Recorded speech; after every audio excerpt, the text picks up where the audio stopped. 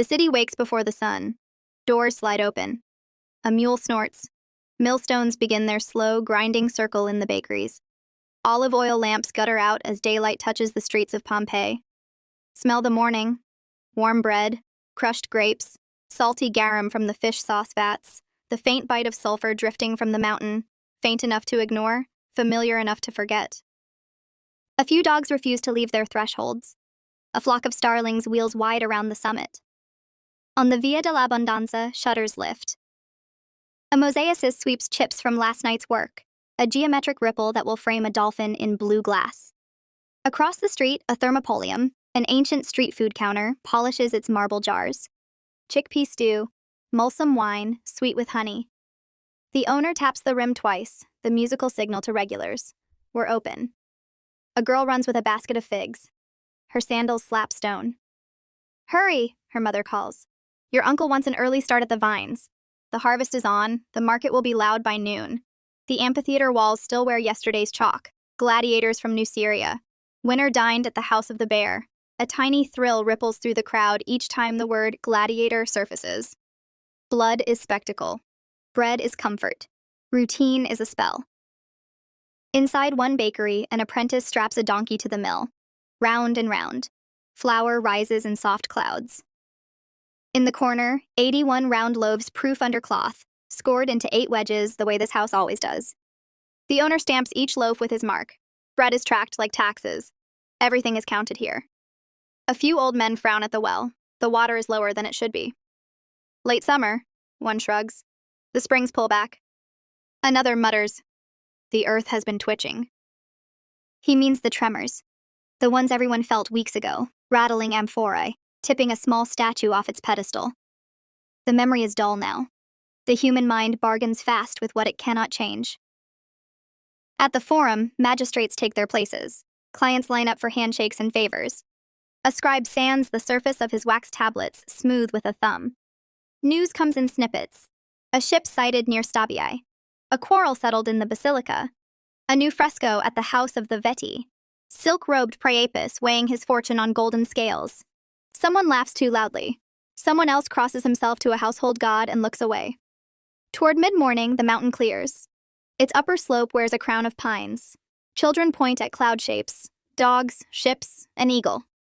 The older ones pretend not to see the thin thread of white steam that unwinds and vanishes. In a city that learned to live with tremors, you can live with steam. By midday, the streets pulse. A bronze smith lifts his work, the ring glows orange, then sinks with a hiss into a jar of water. A wine seller rolls a heavy dolium forward. His helper leans shoulder to it and groans. A traveling actor paints a mask, mouth frozen in comedy, while his partner, already in tragedy's frown, begs copper coins for tonight's farce at the crossroads shrine. The mosaicist steps back. The dolphin shines. He presses a final blue tessera into the curve and sighs. Work done. Almost. A small crack zigzags along the plaster near the ceiling. He runs a thumb across it. Dry. Old. He tells himself it was always there. He is wrong, but it is an ordinary wrong. Afternoon heat thickens. The baker counts loaves in tidy stacks. The shopgirl counts coins. The mother counts figs left in the basket. A young sailor on leave leans in a doorway and counts glances. Over the city floats the constant chorus of water, lead pipes trickling into public basins, fountains burbling where boys splash their faces, the Castella Aquae atop their stout arches dividing pressure from hill to house. You can hear the invisible workings of Rome in the hiss of water alone. Now and then, a tremble. A spoon ticks against a bowl. A lizard darts. Dust jumps. People look up, then look down, then go on. A small fear, caged and fed on silence, goes back to sleep. As shadows lengthen, the day enters its golden hour, light slanting across frescoes, a silk flush on Venus's painted cheek. A neighbor leaves a loaf on another's step. A child pries a fig and the wasp beats its furious wings. The forum empties. Lamps are trimmed. Doors slide shut. The amphitheatre's chalk scrawls blur in the dew. Night. The mountain is a darker darkness beyond the roofs. Somewhere in the countryside, a dog howls. In the narrow lane by the House of the Faun, a jar cracks with a soft, clean sound, and no one hears it. The apprentice baker sleeps beside the oven. His dreams smell like hot crust and ash. A slave girl whispers to her lares, the household gods. Keep the roof over us. Keep the walls tight. Keep the door barred against the mad and the hungry. The gods listen as gods do, like stone listens to rain. Just before dawn, a pulse rolls under the city, deep, brief, broad enough to clink 100 cups and make 1,000 sleepers frown in their dreams, and is gone. The baker is first up again. He feeds the fire. He sets the loaves. He opens the door. He does not look at the mountain. Why would he? He has bread to sell. And the sky is clear. It begins as a smudge, an ink thumbprint on clean blue. The girl with the fig basket sees it first, because children always see first. She points. Look.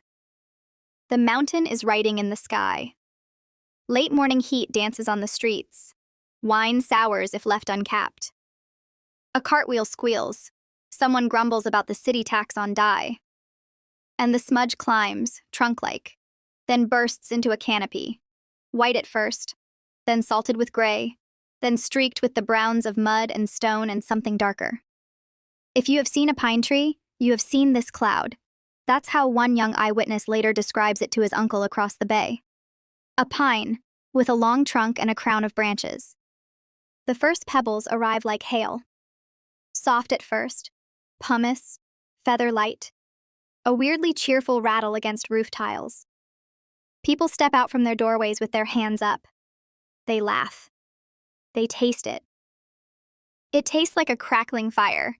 It tastes like a cave. Someone says, "Ah, the mountain sneezes." Someone else says nothing and begins to pack a bag. The baker counts the loaves coming hot from the oven at the moment the air changes. Drier, stranger, ashy on the tongue. He sets the last tray down and tells the boy, "Bar the door." The boy bolts it, then turns at the sound of many feet. The street is starting to move toward the gates. The pumice grows larger. Plum pits, walnuts, fists. Roofs begin to complain. A tile cracks. A beam creaks. Those with money pack jewelry into belts and cinch them tight under tunics. Those without money wrap kitchen knives in cloth and tuck them into sashes. A few tie wool pillows to their heads with cloth, ridiculous and wise, because falling rock is democratic. At the forum, an argument resumes. Stay inside, the buildings are thick, or go to the harbor, the breeze is clean there. A magistrate chooses to stay. A wine seller chooses to go. A thief chooses to wait until staying is no one's choice anymore. Looters thrive in thresholds. Ash is a mask for the living, before it is a shroud for the dead. By mid-afternoon, the light dims. Not night. Something else. Like a cloth pulled over the lamp of the sun. The cloud above the mountain has bloomed so high that lightning crawls in its belly. Silent at first, then snapping an iron taste into every mouth. People cough. They wet claws and hold them to their faces. Someone shouts, "Vinegar on the rag, it helps." It helps a little, in the way a wet blanket helps in a burning house. Streets jam. The gate at the Via Stabiana is a slow river of bodies now. A farmer pushes a cart with his shoulder. A noblewoman staggers under a bag heavy with silver.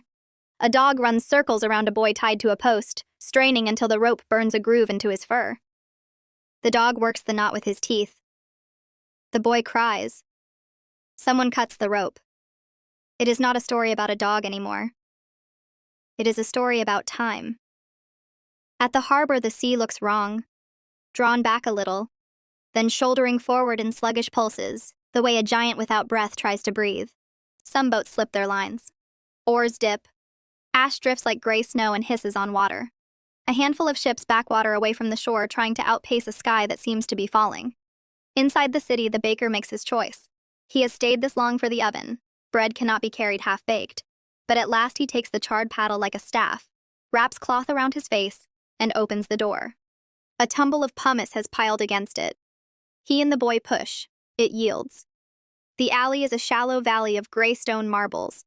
They move, heads down, toward the forum, toward the gate, toward the clotted hope that lies beyond the wall. They do not lock the bakery. There is no point. The city will take what the city wants. By late afternoon, a roof goes. Then another. A shout cracks across a courtyard and is swallowed. The amphitheatre stands like a bowl filling with ash. The frescoes dim under powder. The courtyard pools collect a skin of grit. Sheets of roof tile slide and clatter in waves. Thunder. Real thunder now. The sky answers its own lightning. The air tastes metallic. Breath is a task. The girl with the fig basket ties a cloth across her face and stares at the pitiful remains of her figs, each one already wearing a thin gray cap, and laughs in a short, broken sound. Her mother says, "Walk." They walk. Evening. Darkness gathers early. Lanterns bob like fireflies, small and doomed. The line at the gate is still moving, choked with bodies now powdered to the same color. You can't tell rich from poor when the world erases pigment. Behind them, the mountain's crown billows and collapses, a breathing of stone. Night does not simply fall. It lands like a roof beam. Black. Thick. You can feel it on your skin. You can taste the city with your tongue. Men shout and do not hear themselves. Women pray to gods who do not cough or blink. Children curl around necklaces and small wooden toys and a piece of cake stolen from a baker's cooling board. Sometime before midnight, the wind shifts. The fall thickens. The streets become trenches. Those who stayed to shelter now crawl to doorways and find doors wedged shut under the weight of pumice. Those who fled to the fields stumble and sink to their knees. Torches raise orange bubbles of visibility in a black sea. And still the mountain speaks in pebbles, in teeth-chipping hail, in the steady logic of gravity. On a roof near the Forum, a man ties a pillow to his head with a strip of cloth, then kisses his wife's forehead. The pillow makes him look foolish. Love makes him look wise. They crouch together as the tiles above them begin to tick and then roar and then stop, because there is no roof anymore. They get up, they walk. The city is a maze of familiar streets rewritten by drifts, by fallen beams, by doors that no longer open, by a sky that no longer knows how to be sky. They push toward the gate. Everyone pushes toward the gate. At midnight, the cloud is a continent and the city is its shore. If you could stand high and look down, you would see the pattern of lanterns moving like fireflies in a jar. You would also see how small and finite the jar has become. The pumice begins to thin. For a while. People breathe a little easier. They say aloud the lie that comforts. Maybe it is ending. They do not see what is forming in the dark column above, where the hot heart of the mountain is pulling itself into a different shape. The next thing will not fall like hail.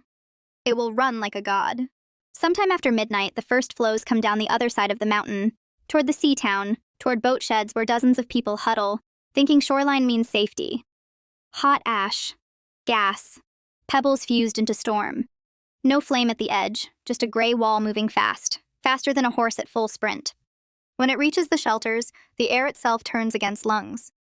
Bodies slump where they sat, hands still clawed around amulets, fishing nets, small purses. A city dies by sections, like a theater whose lights go out row by row. On Pompeii's side, the pumice eases, then returns, then eases again, a tease of mercy. People sleep in fits, upright, mouths wrapped, hair stiff with ash. The baker and the boy huddle with a small group by the gate, their knees drawn up, their faces masked with cloth tied so hard it bites skin. A woman near them nurses a baby. Ash paints the child's lashes gray. The girl with the figs, nothing left in her basket now, leans against her mother's shoulder and whispers the shapes of gods she knows. Lares, Venus, Mercury. Any name might be the right one if said with enough breath. Toward dawn, the mountain's column falters and folds, sending a heavier thing down the slope toward the town. Hotter, denser, closer to fire than stone. It finds streets that gravity has already memorized. It pours like a river that forgets it is supposed to be water. Doors vanish in a breath. Courtyards fill in a heartbeat. The first surge reaches the edge of the wall and spills over, a wave across a lip. The people at the gate lift their heads at the sound, like 1,000 flags unfurling at once. And then the sound becomes heat, and the heat becomes a hand that fits perfectly into the space where breath should be. Those still in the city curl to the ground, instinct older than words. Cloths over mouths, hands over cloth. A last thought lodged like a thorn. Not this. Then no thought at all. The flow passes. The world is quieter for a moment. And then a second surge, and a third, and a fourth, each closer, each angrier, each filling one more low place. One more room where someone hid under a bed. One more alley where someone ran with a lamp and tripped. One more shrine where a woman tried to buy 2 minutes of grace with a bracelet. By sunrise, the reliefs on the walls are wearing soft, new faces of ash. The lion bites the bull in gray now. The frescoes of gods are a whisper under powder. The amphitheatre is a bowl of flour. The baker's oven goes cold. The loaves inside carbonize into perfect black moons, rings of heat-printed cloth still clinging to a few. They will be found centuries later and photographed like miracles. The sky lightens at last, but the light is wrong. Yellow-brown, broken by dark rain that splats like mud. The city is higher now by a man's height. Steps are gone, doors are hills. The harbor is a sketch under veil. The mountain's crown continues to breathe, to send down what it has chosen to send. It will do this as long as it pleases. No one negotiates with a god. Silence. Then small noises. Timbers shifting, collapsed roofs sighing, a bird that found a pocket of air and complains because it knows no other language. The day has arrived to count what cannot be counted. Years pass in a heartbeat. A farmer digs and hits a wall. A tunnel is cut, then another. A king wants treasure. A workman wants bricks. A scholar wants meaning. The city is taken apart in coins and frescoes and rings, and then in a better age, it is taken apart more carefully. Names return to a few houses, families return to stone in the records. A bronze inkstand, a stylus, a lamp shaped like a fish, a room painted with delicate gardens where none can now grow. One day a man named Fiorelli pours plaster into a void in the compacted ash. When the plaster hardens and the ash is chipped away, a body appears, hands raised to face, mouth open beneath a perfect cloth. A human, mid-breath, mid-fear, mid-love. Dozens more follow. A dog in a collar twisted by its last convulsion. A mother and child. A couple pressed together, shoulder to shoulder, knees bumped, heads tilted toward one another, as if they are listening to a story that ends well. On a plaster cast, a ring gleams where someone thought it would matter most. On the wall of a small room, a scratched line survives. I was here. On the threshold of a house, a mosaic still orders your feet. Cave canem, beware of the dog. The dog is dust. The warning remains. The amphitheatre's chalk scrawls are gone, but the ticket scratches on a wall remain. A fan keeping score. Bread stamps mark owners who counted to the last. A lead pipe reveals the engineer's careful fall of inches. A jar in a stall still smells faintly of garum when the sun hits it hard. The thermopolium's marble jars are cool to the touch. The stew is a color only history remembers. You stand there, centuries later, and the wind moves the ash in soft lifts, and for 1 second you hear it. The city living, the city beginning the last day as if it were any day. Tessera set into mortar, millstone turning, door sliding, a fig split by a nail of sunlight. Then the second ends, and all you hear is wind. This too is a language. What is Pompeii then? A disaster? Yes. A crime? A little, if indifference can be a crime. A memory machine? Absolutely. It teaches with the precision of its death, how rooms were used, how bread was stamped, how walls were painted, how people chose at the edge of time. It speaks of class, belt stuffed with jewelry versus hand stuffed with children, and of luck, and of the exact weight of a pillow tied with cloth against falling stone. It tells you another thing, too. How quickly ordinary becomes impossible. Morning bread becomes fossil. A joke shouted in a market becomes a hollow. A plan to buy figs tomorrow becomes a curve in plaster, where a mouth once planned to form the word tomorrow. The mountain sits across the bay today, green again, deceptively whole. Vineyards stitch its slopes. Tourists eat gelato and look up and try to fit two truths into one head. Such beauty, such danger. Humans have always been good at that kind of arithmetic. So you walk the streets, their ruts worn deep by carts, and your shoe fits into a groove some other foot wore smooth. You pass a fountain and cup your palm and catch modern water where ancient water once fell, and you listen. A city speaks in stone when its voices are gone.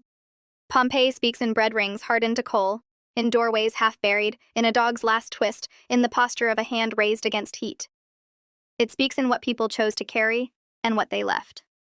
It speaks in the way ash preserved everything except breath. HistoryMind asks you, gently and urgently, what would you carry if you had 1 minute? What would you leave? What would you write on a wall that might be read in 2,000 years? If this story gripped you, If the pine-shaped cloud rose in your mind and the ash stung your tongue, like the video, share it, and subscribe to HistoryMind. Tell us which image stays with you. The pine in the sky? The bread in the oven? The cast of a hand held to a face? We'll read every word, and we'll keep telling the truths buried under ordinary days.